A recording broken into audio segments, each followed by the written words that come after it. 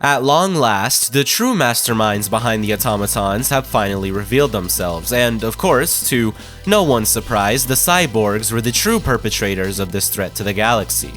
With this revelation has come many interesting units, and even the truth of the origins of the automatons. We'll be looking at all this and more in this biological analysis of the cyborgs.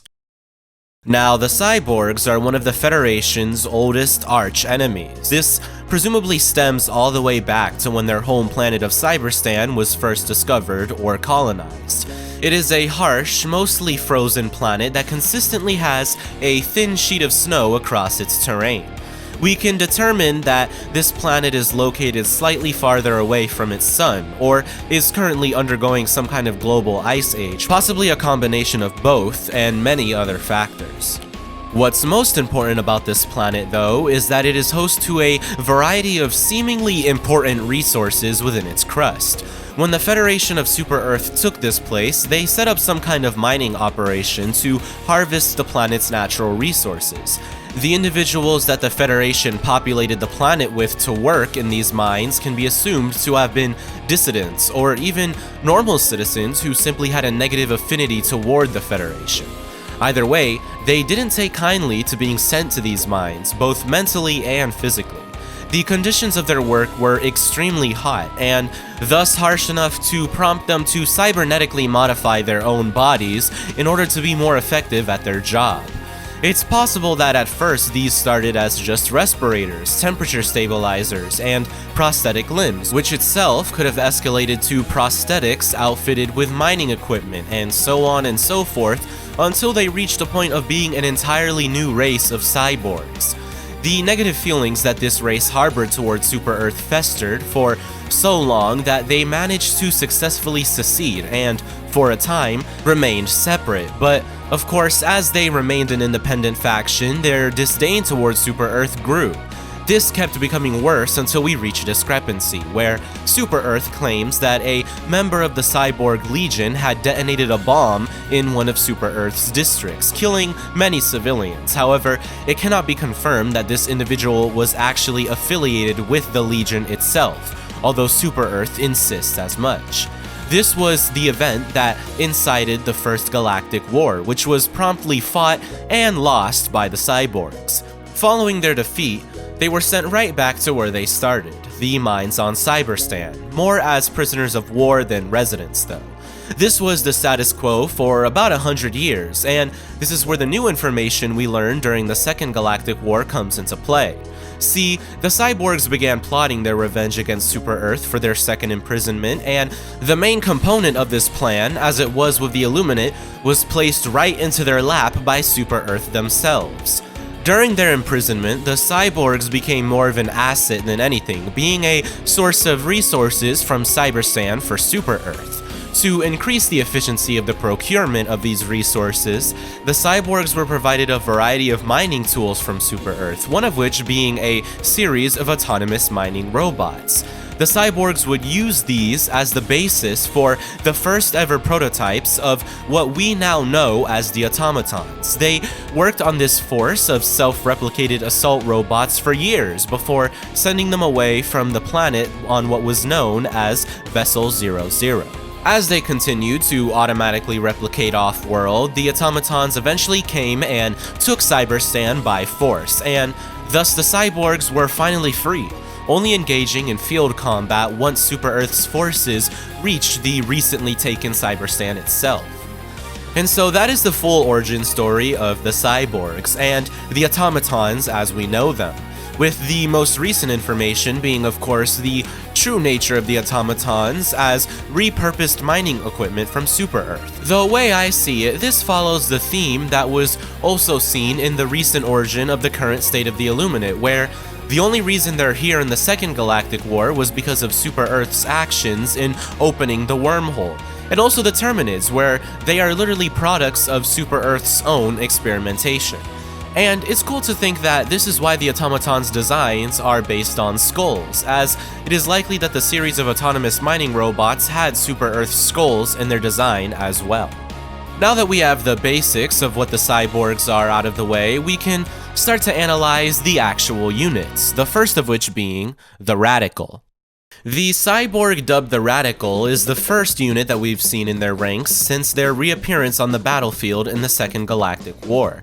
They come in two male and female variants, but are roughly the same all around. Of course, the primary feature that we see on their bodies in terms of augmentation is actually the same kind of red wires seen on the automatons themselves. This seems to imply that the automatons are powered in a way similar to the cyborgs themselves. However, a way that they significantly differ is in what appears to be their power source. Where in the automatons, this was likely to be in the head or torso, the cyborgs clearly utilize their own heart, or have an artificial heart as their power source instead. We see that this heart extends outside of the body and has a small handle where it can seemingly be removed and altered if need be. From this heart, a tube wraps around the back and connects to a system of wires or tubes based on the human spine. This structure doesn't exactly mimic the human spine for obvious reasons, but I can assume that it also does help to augment the individual's strength and speed. Along with that, the Radical also has both of its legs entirely replaced, which is an augment we can assume works in conjunction with the artificial spine to increase strength when working on mining operations, and also to increase resistance to the high temperatures deeper within the planet. Now, an interesting feature we see on the Radical is a plethora of surgery marks showing that their brain, shoulders, abdomen, and back of their neck had cybernetic implants placed within.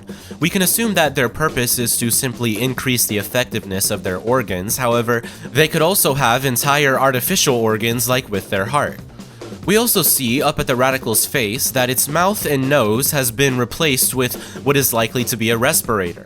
This was likely needed to avoid inhaling cancerous particles and such when in the mines. Below this respirator, there is a large amount of wires leading into an opening below their ears, likely in order to power the many augments that they were subject to there. One of these being the implanting of some kind of bright LED lights in their eyes, causing them to shine brightly. This was most obviously put there for intimidation, and it is likely that they weren't there during their time as slaves. Aside from all those augments, the Radical is also equipped with a shotgun based on something similar to the plasma weapons that the automatons are armed with. However, these are slightly different in coloration, being a slight orange for some reason. This could be because it's based on their very own mining equipment. Now, the Radical is seemingly the base version of the current cyborgs, and thus they are actually mass-produced within what is dubbed an assembly unit within the megafactories. How this works is that the cyborgs are grown in a mass amount of tubes attached to some kind of centrifuge that is constantly spinning. This is all powered by highly combustible hydrogen, which is put through a cooling system before being sent to power the main unit. I don't exactly know how this assembly unit works, but I can assume that it's some kind of cloning process where they are grown in a way which likely explains why they mostly all look the same.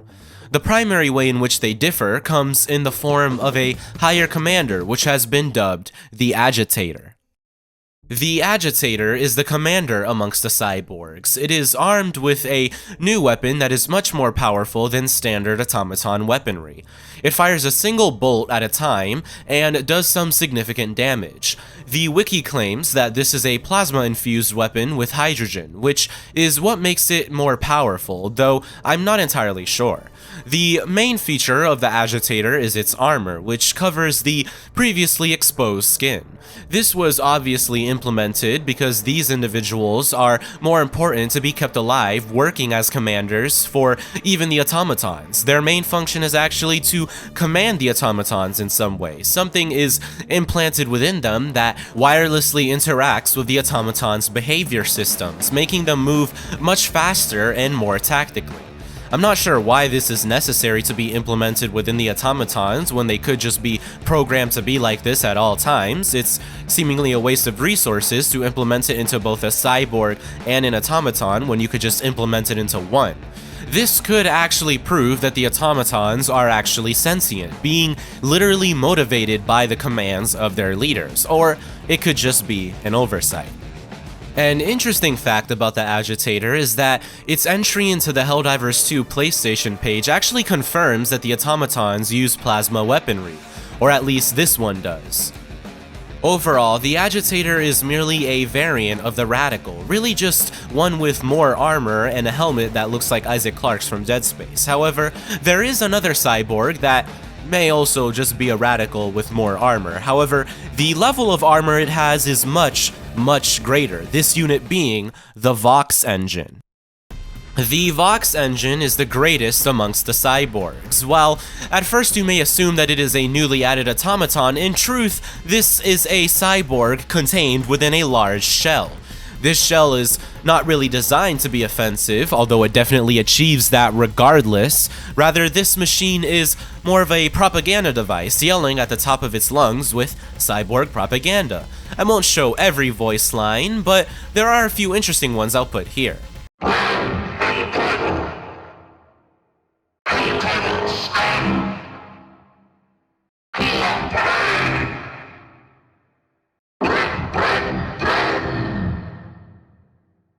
Now, the Vox Engine itself is seemingly based on the Agitator's design, with the helmet design that looks like it's from Dead Space, and the general color and just, the design of the armor.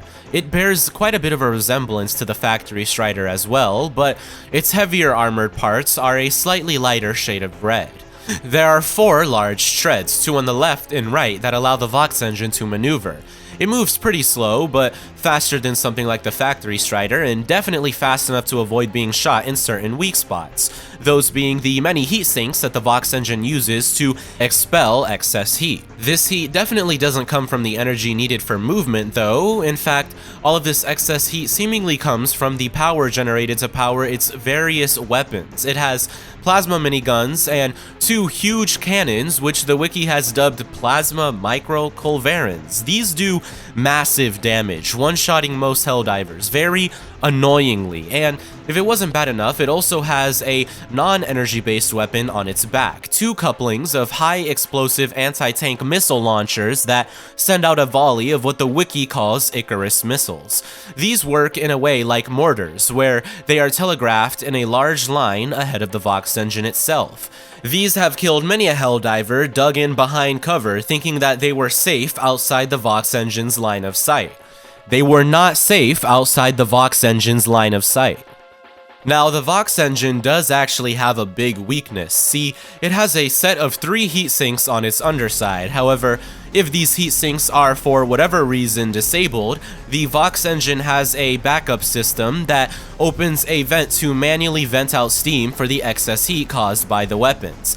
A grenade in this vent will generate so much heat that it causes an entire overload of heat in the system, to the point where it blows up the entire machine.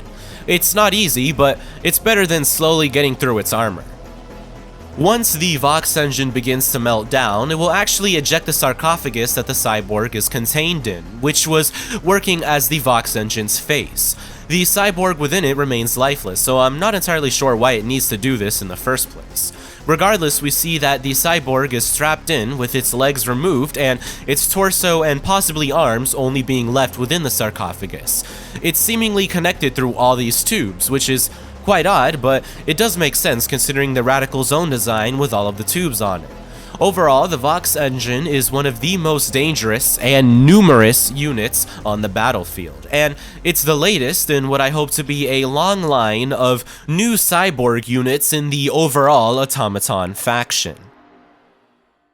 And so that brings me to the end of this analysis. Overall, the Cyborgs are still a developing faction in Helldivers 2, and I hope to see how their presence pans out. And with that being said, thank you to everyone for watching this video. As usual, I hope this video has inspired you to look at the games you play under a more detailed lens. And if you ever find something interesting, go ahead and send me a comment letting me know, and I may make a video about it. If you want to know when such a video will come out, you can subscribe to my Patreon, where, among things like early access to my videos, you can also get a fully actively updated video roadmap of all the future videos that I have planned, and you can even make suggestions of any changes. And on the topic of Patreon, thank you to my current Patreon members, and a shout out to my high tier Patreon member, Meow. And with that being said, thanks for watching, and goodbye.